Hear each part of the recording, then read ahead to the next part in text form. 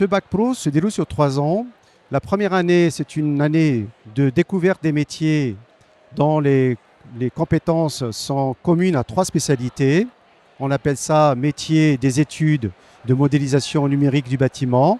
Ça regroupe des compétences de 3 métiers, c'est topographe, technicien du bâtiment option A, études et économie de la construction, et option B, assistant d'architecte.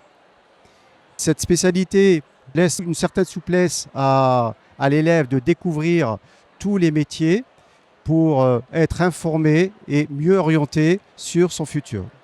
Cette formation concerne un public mixte. Il y aura des filles et des garçons.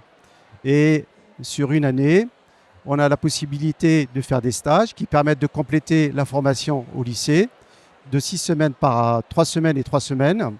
Cette formation consiste à découvrir tous les métiers du bâtiment, notamment ça concerne à faire des relevés, à dessiner des plans en utilisant l'outil informatique et des logiciels, à faire des études économiques pour connaître le coût d'une construction.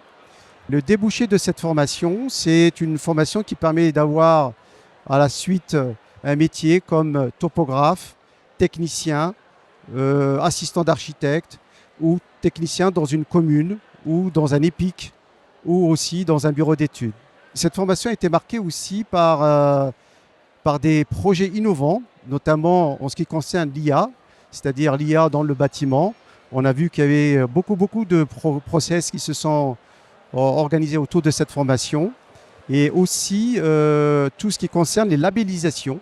Par exemple, les bâtiments baisse consommation, bâtiments bas carbone. Donc tous ces défis sont à mettre en face devant les élèves pour qu'ils puissent surmonter soit leurs difficultés et connaître aussi le milieu du bâtiment. Au niveau de l'anecdote, j'ai des élèves qui sont passés par CETAD, ils sont passés par ce bac pro et ils ont fait un BTS et ils ont trouvé du travail. Et puis actuellement, ils accueillent des élèves en stage. Donc c'est une bonne réussite. Par ailleurs, d'après les statistiques de l'ISPF, nous avons une augmentation depuis 2022 de 5% au niveau du bâtiment, le chiffre d'affaires du bâtiment. Ça veut dire que le secteur du bâtiment est promoteur. Pour cela, quand on sillonne les rues de Papeete ou on fait le tour de l'île, on voit qu'il y a des panneaux, on voit qu'il y a des grues. Donc ça veut dire qu'il y a du travail. Donc si le bâtiment va bien, tout va bien. Merci de votre attention.